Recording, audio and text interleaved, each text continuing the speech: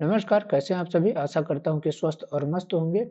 तो आज मैं इस वीडियो के माध्यम से आप सभी को बताऊँगा कि आप स्कॉलरशिप का एप्लीकेशन फॉर्म एकदम आसान तरीके से कैसे भर सकते हैं, ठीक है? जैसा कि आप सभी यहाँ पर देख रहे होंगे कि मैंने जो स्कॉलरशिप है, उसका पूरा की पूरा एप्लीकेशन फॉर्म भर करके फिर इसके बाद आपको बता रहा हूँ और इसमें क्या-क्या समस्याएँ आती हैं, इसमें मैं पूरा बताऊँगा ए टू जेड, ठीक है? तो चलिए, सबसे पहले आपको दिखाता हूँ कि इसमें हमको समस्या क्या आती है, ठीक है? कभी आपको भी ये समस्या आई होगी अगर आप लोग पहले ट्राई कर चुके होंगे तो और अगर आप नए हैं तो आपको बिना किसी समस्या का कैसे भरना है, इसके लिए मैं ज़रूर बताऊँगा आगे, ठीक है? एकदम ए टू जेड पूरा। तो देखिए, इसमें सबसे पहले तो यहाँ पर सर्विस अनअवेलेबल का एक समस्या आता है और दूसरा क्या वी आर सॉरी। ये देखिए, ये 2 चीज़ जो है तो ये एक आपको कॉमन होगा जो कि आता है। तो इसका समाधान क्या है, इसको भी मैं बताऊँगा, ठीक है? तो सबसे पहले तो मैं आपको लेकर के चलता हूँ कि आप इसका एप्लीकेशन फॉर्म कैसे भर सकते हैं और कहाँ से। देखिए, सबसे आसान तरीका मैं बताऊँ तो इसका एक ऑफ़िशियल वेबसाइट है, वहाँ से आप जाकर कर सकते हैं या फिर सरकारी रिजल्ट के ऑफ़िशियल वेबसाइट से भी आप जाकर कर सकते हैं। तो बोलेंगे आप सरकारी रिजल्ट के ऑफ़िशियल वेबसाइट पर हमको कहाँ मिलेगा? तो सब आप सरकारी रिजल्ट का जो ऑफ़िशियल वेबसाइट है, आप सरकारी रिजल्ट कहीं भी आप डालेंगे, कहीं भी आप सर्च करेंगे, चाहे गूगल क्रोम पर करें या फिर माइक्रोसॉफ्ट एज पर करें या फिर जो भी आपका सर्च वाला है उससे आप कर सकते हैं, चाहे फायरफॉक्स है जो भी तो वहाँ पर। देखिए जैसे आप सर्च करते हैं सरकारी रिजल्ट डॉट कॉम तो यहाँ पर यूपी स्कॉलरशिप ऑनलाइन फॉर्म 2024 का आएगा सबसे नीचे कहाँ पर आएगा ये इस वाले में एडमिशन वाले में ठीक है। तो आपको इस पर क्लिक करना है, जैसे इस पर आप क्लिक करते हैं तो इस तरीके से इंटरफेस खुल करके आएगा। यहाँ पर आपको पूरी जानकारी बताया गया है कि क्या क्या डॉक्यूमेंट लगेगा, किस किस के लिए क्या है। तो इसको आप एक बार देख लीजिए क्योंकि यहाँ पर आपको पूरा हर चीज जानकारी मिल जाती है हर चीज की। तो देखिए हम लोग को क्या करना है, ग्रेजुएशन वाले, अंडर ग्रेजुएट वाले, पोस्ट ग्रेजुएट वाले और सर्टिफिकेट डिप्लोमा कोर्स वाले किसमें करेंगे, दसमोत्तर वाले में। किसमें? दसमोत्तर। 10वीं वाले किसमें करेंगे? वो यहाँ पर देखिए पोस्ट मैट्रिक में करते हैं इन क्लास 11 के लिए। क्लास 12 के लिए किसमें करते हैं? Post matric 12। यहाँ पर ये दिया गया है, ठीक है। अब लेकिन हम लोग किसमें करने वाले हैं? हम कॉलेज का देख रहे हैं, ठीक है। तो कॉलेज के किसमें करेंगे आप लोग? अंडर ग्रेजुएट, पोस्ट ग्रेजुएट और सर्टिफिकेट डिप्लोमा कोर्सेस हुआ। इसमें क्या क्या मतलब इसमें कौन कौन कर सकता है? चाहे बीए बीएससी करने वाले हों अंडर ग्रेजुएट में, चाहे एमएससी एमकॉम करने वाले हों, ठीक है, चाहे आप बी फार्मा, डी फार्मा या जो भी आप डिप्लोमा कोर्सेस करते हैं वो सब के लिए आप यहीं से करेंगे, ठीक है। तो हम लोग इसी को आज देखने वाले हैं। अब इसके लिए क्या-क्या डॉक्यूमेंट आपका चाहिए? तो इसके लिए लास्ट में आप जो भी क्वालिफाइंग एग्जाम किए हैं तो उसके क्या चाहिए? मार्कशीट चाहिए। आप कास्ट सर्टिफिकेट अगर आपके लिए एप्लीकेबल होगा तो caste certificate, income certificate, bank passbook, fee receipt number यानी जो आपका फीस होता है तो उसका रिसिप्ट नंबर। इसके बाद क्या है कि एनुअल नॉन रिफंडेबल अमाउंट।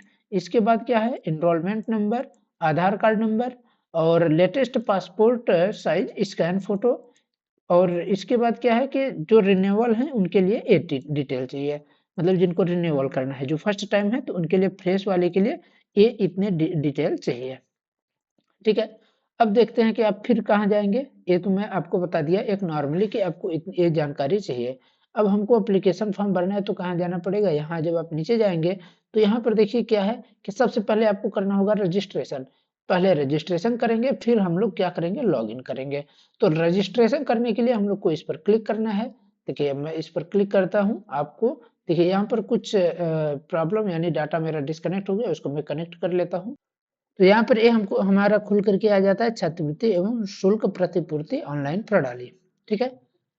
यहाँ पर हमको किसमें क्या करना है? जो एसटी एससी और जनरल के लिए होंगे तो वो इसमें से जाएंगे pre matric, post matric, post matric other than intermediate. OBC वाले इसमें से करेंगे। अब यहाँ पर क्या दिया है कि देखेंगे पोस्ट मैट्रिक फ्रेश और post matric other than intermediate. तो हमको कॉलेज के लिए जो करना है post matric other than intermediate पर क्लिक करना रहेगा। इस पर जैसे आप क्लिक करते हैं तो इस तरीके से पेज खुल करके आता है। इसमें मांगी गई समस्त जानकारी आपको फिल करना होता है, ठीक है। यहाँ पर आपको मिलता है दसमोत्तर छात्रवृत्ति व शुल्क प्रतिपूर्ति 2024-25। इसको आप देख लीजिएगा क्योंकि कुछ लोग आपको मिस गाइड कर सकते हैं। यहाँ पर 2023-24 का लगा करके आपको बता रहे हैं कि आपको कैसे भरना है। आपको सही तरीके से देख करके फिर अपने विवेक का उपयोग करके आपको एप्लीकेशन फॉर्म भरना रहेगा। सबसे पहले तो आपको रजिस्ट्रेशन करना है। इसमें जो भी डॉक्यूमेंट लगेगा वो देख लीजिएगा कि आपका सही रहे। फिर क्या है कि सभी बॉक्स में जो भी दिया गया है उसको कैपिटल लेटर से ही आपको भरना है। पासवर्ड जो आपको बनाने हैं 6 से 12 अंकों के रहेंगे, यानी वर्ड में हो सकते हैं, जिसमें क्या होना चाहिए कि एक कैपिटल में, चाहे जैसे आप लेते हैं कैपिटल में ABCD, तो कैपिटल में ए रहे, और एक कम से कम स्मॉल में रहे, और एक ए वाला सिंबल रहना चाहिए इनमें से कोई एक, और एक मतलब अंक होना चाहिए, चाहे 1 2 3 4 में से। ठीक है, उसमें से और ज्यादा हो सकते हैं, जैसे मान लीजिए किसी का नाम कुछ भी है तो हम क्या ले सकते हैं, ABCD, और ए पहला कैपिटल में रख लेते हैं, बी स्मॉल में, सी स्मॉल में, डी स्मॉल में, इसके बाद @ 1 2 3 ऐसे रख सकते हैं। तो इसके लिए सबसे आसान क्या है कि आप अपने नाम का पहला अक्षर कैपिटल में, बाकी अक्षर स्मॉल में करके, फिर इसके बाद @ लगाइए इसमें से, और फिर इसके बाद अपना जन्म तिथि डालिए या फिर 1 2 3 डालिए। ठीक है, जिले में हम लोग क्या करेंगे, सेलेक्ट करेंगे जो जिसका जिला है, तो जिला सेलेक्ट कर लीजिएगा अपना। इसके बाद शिक्षण संस्थान, उसमें कहाँ पर आप पढ़ाई कर रहे हैं, जो भी दिया है तो उसको आप सिलेक्ट करिए। ठीक है, जैसे ये शिक्षण संस्थान है तो इसमें आप जहाँ के हो उसको आप सिलेक्ट करिएगा। ठीक है, जिस भी शिक्षण संस्थान में आप पढ़ते हैं। वर्ग जाति समूह दिया गया है, तो वर्ग जाति समूह में आप अनुसूचित जाति, अनुसूचित जनजाति, सामान्य वर्ग डालिए। धर्म में आपको क्या डालना है, जो आपका धर्म है उसको देखिए सिलेक्ट करने के आएगा, हिंदू डालिए। अपना नाम आप डालिए, जो भी आपका कैपिटल में नाम है उसको डालिए। इसके बाद जो आपका मोबाइल नंबर है, मोबाइल नंबर यहाँ पर डालिए। यहाँ पर ईयर पूछ रहा है, कौन से ईयर में आपने हाई स्कूल उत्तीर्ण किया था वो ईयर डालिए। ठीक है, यहाँ पर कौन से बोर्ड से, यूपी बोर्ड, CBSE बोर्ड या ICSE से, तो आप लोग यूपी बोर्ड डालिए, या फिर जिससे भी किया है तो उसको डालिए। इसके बाद क्या है कि हाई स्कूल बोर्ड का अनुक्रमांक डालिए। इसके बाद अनुक्रमांक यहाँ पर आपको डालने के बाद देखिएगा, इसमें अगर जिसका ले लेगा तो ठीक है, ठीक है, क्योंकि इसमें नहीं लेता है तो आप लोग इस वाले में डालिए। ठीक है, इसको हमको नहीं डालना है, इसमें हमको कुछ नहीं करना है। इसके बाद क्या है कि स्वनिर्मित यहाँ पर पासवर्ड डालना है, अपना प्रयोग करके, जैसे अपने नाम का पहला अक्षर आप ले लिए कैपिटल में, बाकी स्मॉल में करके @1234 डालिए। फिर वही चीज यहाँ पर भी सेम डाल करके कैप्चा कोड डाल करके जनरेट OTP करेंगे। आपके मोबाइल नंबर पर OTP आएगी, उसको आप डालेंगे, और डालने के बाद आपको इस तरीके से इंटरफेस दिखाई पड़ेगा। ठीक है, इस तरीके के इंटरफेस में क्या है कि आपका यहाँ पर रजिस्ट्रेशन नंबर रहेगा, इसको आपको नोट करके रख लेना है। यहाँ पर ईयर रहेगा, यहाँ पर जिला जहाँ पर छात्र अध्ययनरत है, शिक्षण संस्थान, पूरा जो आपने भरा है पूरा डिटेल यहाँ पर रहेगा। ठीक है, और यहाँ पर प्रिंट की छाप की तारीख और पूरा चीज रहता है, इसको आप प्रिंट कर लें और इसको कहीं नोट करके रख लें, क्योंकि इसकी आवश्यकता आपको पड़ती रहेगी। अब बात है कि हम तो फॉर्म भर लेते हैं, लेकिन इसमें हमको बार बार समस्या होती है। तो इसमें जो समस्या होती है तो उसका समाधान क्या है, पहला चीज तो ये है कि आपका जो ब्राउजर है, ब्राउजर में मतलब क्या हो गया, चाहे क्रोम है, चाहे क्रोम ब्राउजर, या मोजिला फायरफॉक्स ब्राउजर है, या फिर जो भी है, तो आप पहले तो उसको देखते रहिए। क्योंकि मैं कई बार जब फॉर्म भर रहा था, अगर आपको समस्या होती है एक से, तो आप दूसरा उपयोग करिए, दूसरे में समस्या हो रही है तीसरा उपयोग करिए। तो क्योंकि एक में होता है कि जैसे आप मैं कर रहा था, तो मैं माइक्रोसॉफ्ट सॉफ्ट के एज से कर रहा था, तो उसमें हमको समस्या हो रही थी। फिर मैंने किसका प्रयोग किया, आपको मैं दिखाता हूँ, थोड़ा सा दिखाऊंगा।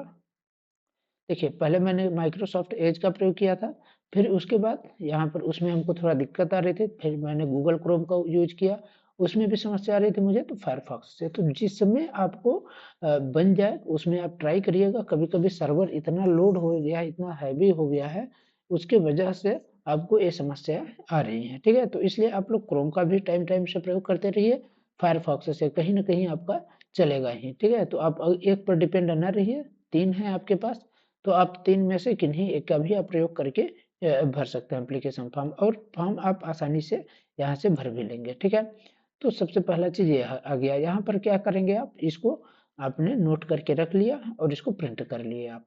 अब आ जाते हैं अगला चीज हमको क्या करना है। ठीक है, अब अगला चीज हमको एप्लीकेशन फॉर्म ये चीज भरने के लिए क्या करना पड़ेगा, फिर से हमको चलना पड़ेगा कहाँ पर? सरकारी रिजल्ट पर, क्योंकि हमने वहाँ तक तो एप्लीकेशन फॉर्म भर चुका। ठीक है, देखिए हमने लॉगिन कर चुका, सॉरी एप्लीकेशन कर लिया, यानी एप्लीकेशन रजिस्ट्रेशन हमारा हो गया। अब हम लोग लॉगिन करते हैं, तो इंटरमीडिएट पर नहीं करना है, अदर देन इंटरमीडिएट पर करना है। जैसे आप अदर देन इंटरमीडिएट करेंगे तो यहाँ पर आवेदन का प्रकार रहेगा नवीन दसमोत्तर लिखा रहेगा। यहाँ पर आपको वही रजिस्ट्रेशन नंबर डालना है जो आपको रजिस्ट्रेशन नंबर प्राप्त हुआ है। ठीक है, जैसे मैं आपको दिखा दूँ यहाँ पर, ये देखिए यहाँ पर मैंने रजिस्ट्रेशन नंबर डाला हुआ है। ये जो आपका रजिस्ट्रेशन नंबर 700 से स्टार्ट होता है, इस नंबर को आपको डालना रहेगा यहाँ पर, उसको डालेंगे। जो मोबाइल नंबर आपको, वह मोबाइल नंबर आपको यूज करना है, वहाँ भी आप ध्यान रखिएगा, और यहाँ भी जो आपके आधार कार्ड से लिंक हो, क्योंकि बहुत जगह पर उसका काम पड़ेगा आपको। ठीक है ना, तो चाहे आपके अकाउंट में लिंक हो या नहीं, लेकिन आधार कार्ड से लिंक जरूर चाहिए हो, तो आधार कार्ड से लिंक होना चाहिए। इसके बाद क्या है कि अपना पासवर्ड वही डालिए जो आप डाले हैं। इसके बाद कैप्चा कोड डाल करके आपको क्या कर देना है? सबमिट कर देना है। जैसे ही आप सबमिट करते हैं तो कुछ इस तरीके से आपके सामने, मतलब ये देखिए सबमिट करने का है। जैसे आप सबमिट करते हैं तो इस तरीके से आपके सामने इंटरफेस खुल करके आएगा। यहाँ पर आपकी पूरी डिटेल रहेगी। ठीक है, क्योंकि आपने प्रिंट कर चुका, और ये आपके सामने जब इंटरफेस इसमें खुलता है, तो आपको आगे का क्या प्रक्रिया है? सबसे पहले नंबर पर आप क्या करेंगे, क्योंकि आपने रजिस्ट्रेशन कर लिया, रजिस्ट्रेशन स्लिप को आप प्रिंट कर रहे हैं, प्रिंट भी हो चुका, क्योंकि प्रिंट करने के बाद ही आप लॉगिन कर रहे हैं। तो अब हमको इसमें क्या-क्या करना है ये हम लोग देख लेते हैं, क्योंकि हम लोगों ने क्या-क्या कर चुका, रजिस्ट्रेशन कर लिया हम लोगों ने। रजिस्ट्रेशन के बाद हमने क्या किया, एक सेकेंड, हाँ देखिए रजिस्ट्रेशन हो गया हम लोगों का। फिर रजिस्ट्रेशन की स्लिप हमने नोट कर लिया। फिर डिजी लॉकर करना है। डिजी लॉकर के बाद छात्रवृत्ति है तो आवेदन पत्र आपको भरना है। फिर इसके बाद फोटो प्रपत्र अपलोड करें। ये ऑटोमेटिक होगा, ठीक है ना, ये आपको नहीं कुछ करना पड़ेगा, क्योंकि जैसे ही आप इसको करेंगे तो ये ऑटोमेटिक आ जाएगा। आवेदन पत्र को संशोधित करें, ये दिया गया है। इसको आप बाद में जब आप आवश्यकता पड़े तो आप संशोधित यहाँ से जाकर कर सकते हैं। इसके बाद आय प्रमाण पत्र, जाति प्रमाण पत्र का आपको विवरण डालना पड़ेगा। फिर क्या है कि प्रमाणीकृत है तो आधार नंबर आपको डालना रहेगा। एनपीसीआई का सत्यापन करना है। एनपीसीआई के जब आप सत्यापन करेंगे तो ऑटोमेटिक ये चीज आपका हो जाएगा ये भी क्लियर। ठीक है, फिर बचता है कि जांच हेतु आवेदन को आपको प्रिंट ले लेना रहेगा, और प्रिंट लेने के बाद आप एक बार कॉलेज में अपने संपर्क करके वहां पर आप दिखाइए, अगर वो बोल देते हैं सही है, फिर इसके बाद जांच के उपरांत आप सबमिट करना है आपको। और जब आप सबमिट करते हैं तो उससे 3 दिन के अंदर आपको क्या करना होगा, कार्य संस्था में ले जाकर इसको जमा करना होगा। ठीक है, तो ये हमको प्रोसीजर करना है। तो अब इस प्रोसीजर को हम कैसे करते हैं देखते हैं एक एक करके। तो हम लोग पहले चलते हैं डिजी लॉकर से सत्यापन करने वाले में। ठीक है, क्योंकि हमने रजिस्ट्रेशन कर चुका, अब हम लोग चलेंगे डिजी लॉकर के सत्यापन करने। डिजी लॉकर के सत्यापन के लिए क्या चाहिए? डिजी लॉकर के सत्यापन के लिए सबसे पहले आपको मैं दिखा दूं, ये देखिए इस तरीके से इंटरफेस खुलेगा। ये वाला, ये पूरा मैं नहीं लिया हूँ, क्योंकि ये इसी में मैं 2-3 स्लाइड लगा दिया हूँ। तो ये वाला ऐसे कुछ खुलेगा, जैसे आप उसको टच करेंगे तो फिर यहाँ पर लिखा रहेगा click here to DigiLocker verification. ठीक है, इस पर जैसे आप क्लिक करते हैं तो आपके सामने ये वाला पेज खुलेगा, ये वाला। ठीक है ना, इस वाले पेज में जैसे ही आपका दिख रहा है तो इसमें आप क्या क्या करते हैं, मैं एक सेकेंड रुकिएगा। देखिए ये वाला जैसे पेज खुलता है तो इसमें आपका मोबाइल नंबर रहेगा, फिर यूजर नेम रहेगा, फिर आधार कार्ड। यानी आप मोबाइल नंबर के जरिए कर सकते हैं, जो भी आपका मोबाइल नंबर हो, या आधार कार्ड से। जैसे आप आधार कार्ड डालें तो आधार कार्ड डालिए, फिर यहाँ पर नेक्स्ट करिए। जैसे ही आप नेक्स्ट करते हैं तो आपका ओटीपी जाएगा, ओटीपी को आपको डालना रहेगा। और ओटीपी को देखिए यहाँ पर गया है, ओटीपी गया आपका, ओटीपी को डालिए और उसके बाद आपको सबमिट कर देना है। सबमिट करेंगे और फिर यहाँ पर आपका देखिए वेरिफिकेशन पिन प्राप्त होगा, फिर उसको आप सबमिट करके फिर जैसे सबमिट आप करते हैं तो सबमिट करने के बाद इस तरीके से पूरा डाटा खुल करके आ जाएगा आपका। ठीक है, यहाँ पर सेलेक्ट ऑल ये सब चीज दिया गया है, इसको भी करके आपको फिर से सबमिट करना पड़ेगा। ठीक है ना, तो फिर से आप क्या करेंगे, सबमिट करेंगे। इसके बाद क्या है कि जैसे ही आप सबमिट करते हैं तो यहाँ पर आपका बोलेगा कि दसमोत्तर छात्रवृत्ति व शुल्क प्रतिपूर्ति 2024-25 डिजिलॉकर से प्राप्त आधार का विवरण। आपके डिजिलॉकर से ये विवरण हमको प्राप्त होगा। जो यहाँ पर आपका आधार कार्ड वाला फोटो रहेगा, यहाँ पर आपका पूरा डिटेल रहेगा जो कि डिजिलॉकर से हमको प्राप्त होता है। ठीक है, इसके बाद क्या है कि यहाँ पर अगर सही है तो आप वेरीफाई डिटेल करके आगे बढ़ सकते हैं। ठीक है, जैसे आप वेरीफाई डिटेल करके आगे बढ़ेंगे तो हमारा डिजी लॉकर संपन्न यहाँ पर ए ऐसे ही दिखाएगा। ठीक है, जैसे ए दिख रहा है ऐसे ही ए दिखाएगा।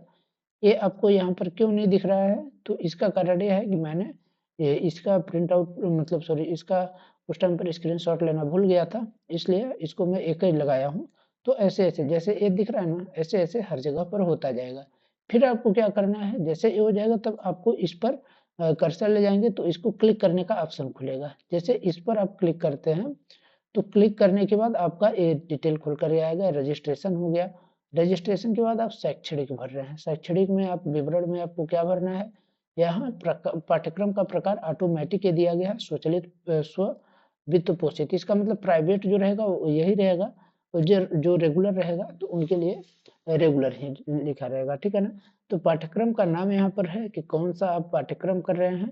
तो ऑप्शन जैसे आएगा, मान लीजिए जो बी ए सॉरी जो बीए कर रहे हैं, बैचलर डिग्री या क्या कर रहे हैं, तो वो उसका पूछेगा। जैसे ये बीएड का मैं एप्लीकेशन फॉर्म भर रहा था, तो बीएड के लिए बीएड मतलब बैचलर ऑफ एजुकेशन हमको सेलेक्ट करना है। इसमें वर्तमान पाठ्यक्रम का ब्रांच, इसमें भी हमको वही ऑप्शन आएगा, बैचलर ऑफ एजुकेशन सेलेक्ट करने के लिए। पाठ्यक्रम की अवधि हमारी 2 साल की है, तो इसलिए यहाँ पर 2, जिनका 3 साल का होगा यहाँ पर 3 आएगा।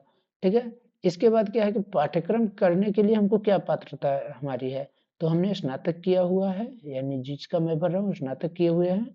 तो स्नातक में क्या किए हैं, बीए किए हैं। जो भी किए होंगे तो आप ऐसे शॉर्ट फॉर्म में भी आप इसको लिख सकते हैं। जो जो आप किए हैं उसको बकायदे आपको यहाँ पर करना होगा कि हाई स्कूल कहाँ कब किए, इंटरमीडिएट कब किए, इंटरमीडिएट और स्नातक कब किए, पूरा जानकारी देना पड़ेगा। यहाँ उत्तीर्ण का वर्ष आपको सेलेक्ट करना पड़ेगा। यहाँ पूर्णांक जो आप अपने अंक सूची में देख करके करिएगा, और प्राप्तांक भी अपने अंक सूची में देखने के बाद ही करिएगा। ठीक है, क्योंकि आप अगर रैंडम करेंगे तो आप गड़बड़ कर सकते हैं। ठीक है। फिर यहाँ पर क्या है कि प्राप्तांक भर लिए, पूर्णांक भरिए, फिर परसेंटेज आप निकाल के देख लीजिएगा कौन से बोर्ड से किए हैं उसको डाल कर करिए। अगर आप चाहते हैं और कुछ ऐड करना तो ऐड न्यू रो भी आप करेंगे तो न्यू रो आपको खुल करके आ जाएगा। इसको करने के बाद आपको ये जो कोड यहाँ पर दिख रहा है, इसको कैप्चा कोड को आप यहाँ डालेंगे, फिर आप क्या करेंगे, सबमिट करेंगे। सबमिट करने के बाद आपका आता है निजी डिटेल। निजी डिटेल में आपको दिव्यांगता के बारे में पूछेगा। जो दिव्यांग रहेंगे इसमें दिव्यांगता पर टिक करेंगे तो पूरा खुल करके आ जाएगा आपको, जिसके लिए उसमें जो आपके दिव्यांगता प्रमाण हो जिस पर, उसको आप सेलेक्ट करके कितने % दिव्यांग है उसको आप डालिए, क्योंकि आप जब भी दिव्यांगता प्रमाण पत्र बनवाते हैं तो ये सब डिटेल रहता है उसमें। तो 72 रुपये ये सब जो दिया गया है, तो ये दिव्यांगता वाले अपना अपने हिसाब से करेंगे। ठीक है। जो दिव्यांग नहीं है, जैसे दिव्यांगता प्रमाण पत्र पूरा डालना पड़ेगा। जो नहीं है तो उनको अपना क्या डालना पड़ेगा, यहाँ पर माता का नाम आपको डालना है। आप देख लीजिएगा 10वीं की अंक सूची में जो आपका हो वही डालना है आपको। ठीक है। फिर यहाँ पर राशन कार्ड परिवार आईडी है अगर, तो उसको डालिए, नहीं है तो कोई बात नहीं, क्योंकि ये हमारा कंपलसरी नहीं है। इसके बाद फिर कैप्चा कोड डाल करके हम अपडेट करके आगे बढ़ जाते हैं। यहाँ जब हम कर लेते हैं तो हमारा देखिए जैसे हमने यहाँ पर पूरा डाला हुआ है, तो ये डिटेल हमारे सामने आया। फिर इसके बाद हमने शुल्क संबंधित डिटेल यहाँ पर हम डालते हैं। शुल्क संबंधित डिटेल में जो भी आपकी कॉलेज की शुल्क होगी फर्स्ट ईयर की, वही वही हमको यहाँ पर डालना होता है। ठीक है। जो भी आपके आपके कॉलेज की शुल्क होती है उसको हम यहाँ पर डालते हैं। जैसे आप रजिस्ट्रेशन हो गया शैक्षणिक, निजी और शुल्क संबंधी, तो इसमें जैसे सामान्यतः क्या है 51,250, सॉरी हाँ 51,250। जिस भी कॉलेज का मैं कर रहा था वहाँ पर 51,250 ही था, तो क्योंकि मैंने वहाँ पता किया, तो आप लोग भी चाहें तो एक बार पता कर लीजिएगा। ठीक है, कि आपके कॉलेज की कितनी लग रही है, तो 51,250 से उसको डालिए। फिर इसके बाद कैप्चा कोड डाल करके आप अपडेट करिए। जैसे ही आप इसको करते हैं तो आपके सामने इस तरीके से मतलब अगला पॉपअप खुल करके आ जाएगा। यहाँ क्या रहेगा कि आवेदन पत्र छात्र छात्रावास द्वारा सही भरा जाए। आवेदन पत्र में तारांकित बॉक्स को अनिवार्य रूप से भरा जाए। सभी बॉक्स अंग्रेजी के कैपिटल भाषा में होने चाहिए। उसके नीचे लिखता है कि आपके आवेदन पत्र की प्रविष्टि सफलतापूर्वक भरी गई है, यानी हमने जो भरा था वो सफलतापूर्वक हो गई है। फिर हम आगे आते हैं तो हमारा क्या क्या टिक हुआ रहता है, डिजी लॉकर। ठीक है, मतलब डिजी लॉकर हो चुका है, छात्रवृत्ति का हमने भर लिया। अब यहाँ पर फोटो प्रपत्र अपलोड करें। फोटो प्रपत्र आपको अपलोड नहीं करना होता, ये ऑटोमेटिक जैसे आप डिजी लॉकर करते हैं तो ये ऑटोमेटिक आ जाता है, क्योंकि आपने क्या कर चुका है, डिजी लॉकर में जो आपका फोटो वोटो रहता है वही चीज यहाँ पर आ जाएगा। फिर हम क्या करेंगे, आवेदन में हमको कुछ संशोधन करना है तो इस पर करेंगे, नहीं करना है तो हम जाएंगे आय एवं जाति प्रमाण पत्र हेतु। आय एवं जाति प्रमाण पत्र हेतु पर जब जैसे ही हम जाते हैं तो यहाँ पर हमको आय प्रमाण पत्र का डिटेल यहाँ पर डालना होता है। आय प्रमाण पत्र का डिटेल यानी उसका आवेदन फॉर्म संख्या जो हम फर्स्ट बार डालते हैं, जो जब हम आवेदन करते हैं तो हमको आवेदन संख्या मिलती है। आवेदन संख्या के बाद हमको आय प्रमाण पत्र क्रमांक मिलता है। ध्यान रखिएगा कि आवेदन फॉर्म क्रमांक हमेशा बड़ा होता है, आवेदन पत्र क्रमांक छोटा होता है, ठीक है। उसके बाद हमको यहाँ पर कैप्चा कोड डाल करके क्या करना होता है, सबमिट करना होता है। जब हम सबमिट करते हैं तो उसके बाद हमारा ए यानी ए भी ए हो गया, ए हो गया, ए हो गया, मतलब ये संशोधन वाला तो नहीं रहता है, ये हो जाता है। अब हमको क्या बता, प्रमाणीकरण है तो आधार नंबर आपको डालना है। इस पर हम फिर क्लिक करते हैं। जैसे इस पर हम क्लिक करेंगे तो अब हमको यहाँ पर क्या है कि छात्र छात्रा का नाम, यहाँ जन्म तिथि रहेगा और यहाँ पर आपको आधार नंबर डालना है। यहाँ भी आपको आधार नंबर डाल करके इसको करके आगे बढ़ लेना है, ठीक है। जैसे मैंने यहाँ पर किया तो यहाँ पर देखिए जैसे आप डालते हैं, ये हमको लास्ट कब प्राप्त हुआ था, ये हमने थोड़ा सा 1 सेकंड रुकिएगा। हाँ, ये हमको मतलब वहाँ पर जैसे मैंने यहाँ पर पूरा डिटेल डाला, ये रहा, वो फिर से वही स्लाइड मेरी लग गई है। 1 मिनट। यहाँ पर हमने क्या दिखा रहा था कि ये जो जो डिटेल मैंने, जैसे छात्रा का नाम में पहले रहेगा, जन्म तिथि भी, यहाँ पर हमने आधार कार्ड नंबर दोनों में डाला, इसको डाल करके सबमिट किया आगे। लेकिन हमसे क्या हो गया था कि एक में गलत हो गया था, तो यहाँ पर इंडिकेट कर देगा कि आपका आधार नंबर सही है या नहीं। लेकिन एक चीज और ध्यान रखिएगा कि आपको आधार डेमोग्राफिक ऑथेंटिकेशन के लिए 3 ही बार चांस आपको मिलेगा ओटीपी से करने के लिए। तो आप लोग ध्यान से इसको भरिएगा, क्योंकि एक बार अगर आप गड़बड़ करते हैं तो दोबारा चांस आपको शायद ना मिले, ठीक है। तो फिर मैंने भरा तो यहाँ पर पूरी जानकारी हमारी कितनी आती है, सही आती है, पूरी जानकारी यहाँ पर हो जाता है। फिर यहाँ पर इसको डाल करके वेरीफाई आधार करते हैं। इसको जैसे करते हैं तो हमारा देखिए ए आपका पूरा डिटेल अब आ गया, इतना हमारा कंप्लीट हो गया, यानी इतने चीज हमारे हो गए, ठीक है। देखिए यहाँ पर आपको ऑटोमेटिक यही चीज मैं बोल रहा था जो कि आपका आएगा, तो यहाँ से और ये सब चीजें देखिए ऑटोमेटिक आगे बढ़ता जा रहा है, ठीक है ना। यहाँ तक 5वां स्टेप तक हमारा हो गया। अब आता है हमको 6वां स्टेप, उसके लिए हमको एनपीसीआई का सत्यापन करना होगा। अब एनपीसीआई के सत्यापन के लिए मैंने वीडियो बनाया है, उसका मैं लिंक डिस्क्रिप्शन बॉक्स में डाल दूंगा, जिसको आप जा करके देख सकते हैं। एनपीसीआई सत्यापन है तो आपको एनपीसीआई के ऑफिशियल वेबसाइट पर जाना है। कैसे करना है मैं तो इसको भी बताता हूँ। तो देखिए इसको करने के लिए आपको सबसे पहले इस पर आपको क्लिक करना है। जैसे ही आप इसको क्लिक करते हैं तो इस तरीके से डिटेल खुल करके आता है। क्या बोलता है कि एनपीसीआई द्वारा प्राप्त विवरण, ये मैंने जब कर लिया था उसके बाद का विवरण है। तो मैं एक बार दिखाता हूँ कि जब इसको आप करेंगे तो यहाँ पर चेक एनपीसीआई स्टेटस करेंगे, कोई फर्क यहाँ पर नहीं पड़ता। तो यहाँ पर ये आपका जो फर्स्ट वाला था समस्या, ये आपको खुल करके आएगा, यानी ए वाला या फिर ए वाला आएगा, ठीक है ना। तो आपको परेशान नहीं होना है, मैं बताता हूँ कैसे करना है। आप जाएंगे एनपीसीआई की ऑफिशियल वेबसाइट पर। ये एनपीसीआई का जब आप सर्च करेंगे, सबसे पहले तो आपको मैं एक बार करके भी दिखा देता हूँ। देखिए अब मैं यहाँ पर सर्च करता हूँ, मान लीजिए एनपीसीआई, एनपीसीआई, ठीक है ना। मैं सिर्फ एनपीसीआई आधार लिंकिंग स्टेटस ये सब आपको खुल के आ गया, मैं सिर्फ एनपीसीआई पर क्लिक करूंगा, ठीक है। क्योंकि मैंने ट्राई कर चुका है कई बार, तो हो सकता है शायद न खुले, तो फिर भी मैं एक बार करके आपको दिखाने का प्रयास करूंगा।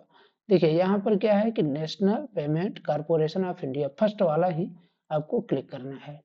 जैसे ही आप फर्स्ट वाला क्लिक करते हैं तो कुछ टाइम लगता है इसमें। ये देखिए आपको खुल करके आ गया। इसमें हमको क्या करना है, यहाँ कंज्यूमर वाले पर जाना है, ठीक है ना। हमको कहीं इधर उधर नहीं भटकना है। प्रोडक्ट, कंज्यूमर, मीडिया, यहाँ पर डेवलपर, बिजनेस, ये सब हमको डिटेल यहाँ पर दिया गया है। तो हमको कंज्यूमर पर टिक करना है। कंज्यूमर को जैसे हम क्लिक करते हैं तो UPI complain, other product complain, ATM locator, check your NETC, FASTag status, DigiSaathi और भारत आधार सीडिंग इनेबलर, ये हमको मिलता है, यानी BASE। इसको हमको क्या करना है, टिक करना है, यानी इस पर हमको क्लिक करना है, ठीक है। हम 2 बार 3 बार करते हैं। तो देखिए जब मैं इसको करूंगा तो यहाँ पर क्या बोल रहा है कि session expired, your previous transaction has not closed properly. ये आपको भी समस्या आ सकता है, क्योंकि ऐसा होता है कि आपका टाइम यहाँ पर दिया रहेगा 7 मिनट का। मैं दिखाता हूँ, हमारा अगर लगा होगा तो इसमें मैं आपको दिखा सकूँगा। ये इस तरीके से खुल कर के आता है, इसी तरीके से खुलकर आता ही है। ठीक है, मैं दूसरी जगह से एक बार ट्राई करूँगा कि आपको मैं दिखाऊँ ही इसको करके। ये देखिए मैं इसको फिर से खोला हूँ, ठीक है ना? तो आपको अगर ऐसा समस्या आता है तो आप फिर से दोबारा वहीं पर जाकर फिर से करेंगे तो ये स्टार्ट हो जाएगा। इसके लिए यही समाधान है कि आपको जैसे ये आता है तो आप क्या करिए, फिर से जाइए एनपीसीआई पर, ठीक है ना? एनपीसीआई पर जाकर फिर से ऐसे आप जब टिक करेंगे तो अब आपका आ जाएगा, ठीक है? 1 सेकंड मेरा ये आ गया था। फिर मैं ये किया तो ये देखिए 7 मिनट हमारा ये टाइमिंग स्टार्ट है। ये हमारा 8 मिनट का देता है, 8 मिनट के अंदर ये हमारा हमको भरना होता है। अगर आप 8 मिनट के अंदर कर लिए तो ठीक है, अगर नहीं किए तो फिर वही समस्या आपका आने लगेगा बार-बार। यहाँ पर देखिए क्या दिया गया है, होम, होम का ऑप्शन मिलता है। अब इसको होम पर ये है हम आधार सीडिंग का ऑप्शन आएगा जो कि हमको करना है। फिर सर्विस स्टेटस, आधार मैप स्टेटस, आधार मैप हिस्ट्री और अकाउंट डिटेल के बारे में। तो हमको क्या करना है कि आधार सीडिंग करना है, तो हम आधार सीडिंग पर टच करते हैं। आधार सीडिंग पर जैसे हम क्लिक करते हैं तो यहाँ पर इंटर योर आधार नंबर बोल रहा है, यानी हमको यहाँ पर आधार नंबर अपना इंटर करना है। आधार नंबर 12 अंक का इंटर करेंगे, फिर हमको क्या करना है, रिक्वेस्ट फॉर आधार। आधार में हमको रिक्वेस्ट करना है, लेकिन किस चीज़ का रिक्वेस्ट करना है, सीडिंग के लिए क्या डीसीडिंग के लिए? तो हमको करना है सीडिंग के लिए। सीडिंग कर के लिए जैसे हम क्लिक करते हैं तो इसमें पूछा जाएगा हमसे, यहाँ पर सिलेक्ट योर बैंक, कौन सा बैंक है, मान लीजिए इसमें से हम कोई भी लेते हैं, बैंक ऑफ बड़ौदा, ठीक है? जो भी है आपका बैंक आप सर्च कर लीजिएगा। जैसे मैं मान लीजिए ले लेता हूँ यूनियन बैंक, तो यू डालेंगे, आई एन, तो अब डालते हैं यहाँ पर इतना तो ये आ गया, तो मान लीजिए यूनियन बैंक आ गया। हमको क्या करना है कि हमारा फर्स्ट सीडिंग है, यानी नया फ्रेश, आप इससे पहले सीडिंग नहीं कराए हैं या फिर आपका सीडिंग नहीं हुआ है तो फ्रेश पर टिक करेंगे, ठीक है?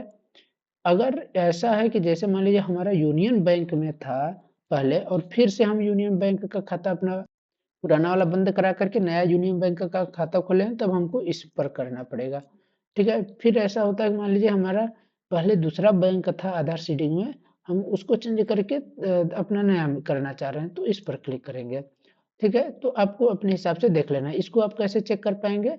आधार मैप स्टेटस पर जाएँगे तो वहाँ पर दिखा देगा कि आपका कौन-सा लिंक है भी या नहीं लिंक है आपका आधार नंबर किसी बैंक से। अगर मैप है किसी भी बैंक में आपका तो वहाँ शो करेगा, ठीक है?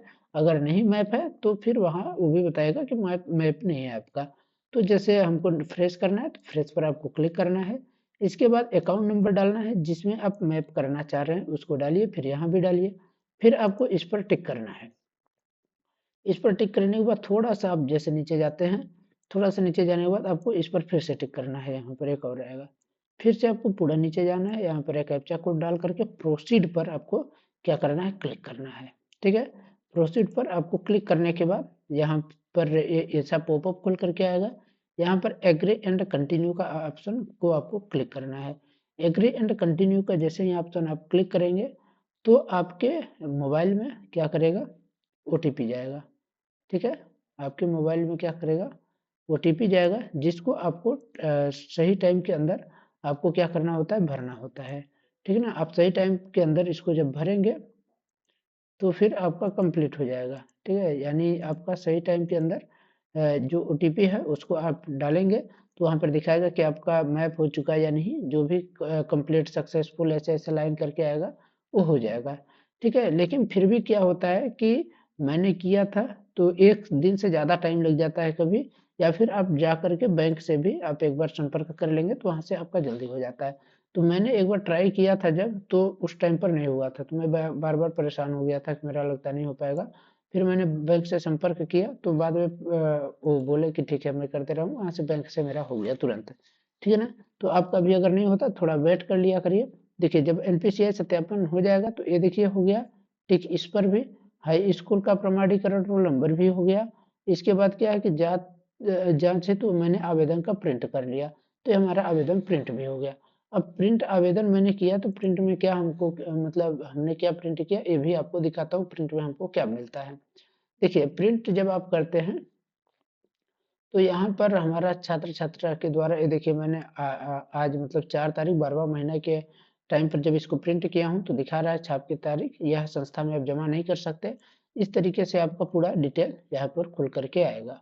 ठीक है? क्या क्या आपका पूरा डिटेल जो जो आपने भरा हुआ है तो ये पूरा डिटेल यहाँ पर खुल करके आ जाएगा। ठीक है? इस तरीके से इसमें क्या करना है, यहाँ पर वही बोला है कि स्थान दिनांक, यहाँ छात्र छात्रा का हस्ताक्षर, तो ये सब करना है आपको। ठीक है, यहाँ पर वही चीज बोला गया है कि यदि पिता की वार्षिक आय 2 लाख से अधिक है तो इन सब में जो भी चीज है तो दूसरी चीज है। ठीक है, तो धन्यवाद। आशा करता हूँ कि आप सभी को ये वीडियो अच्छी लगी होगी। अगर आपको ये वीडियो थोड़ी भी मतलब लाभ प्रदान करती है या आप सभी के लिए ये वीडियो लाभदायक है, तो आप इसको अपने दोस्तों तक शेयर कर सकते हैं, क्योंकि बहुत लोग इसमें कंफ्यूजन हो गए हैं कि हमारा नहीं छात्रवृत्ति का फॉर्म हम नहीं भर पाएंगे और वो बहुत परेशान भी हो रहे होंगे। तो आप उन तक ये वीडियो पहुंचा करके उनकी मदद कर सकते हैं। और आपको वीडियो अगर अच्छी लगती है तो आप लोग इसको लाइक कर दीजिएगा।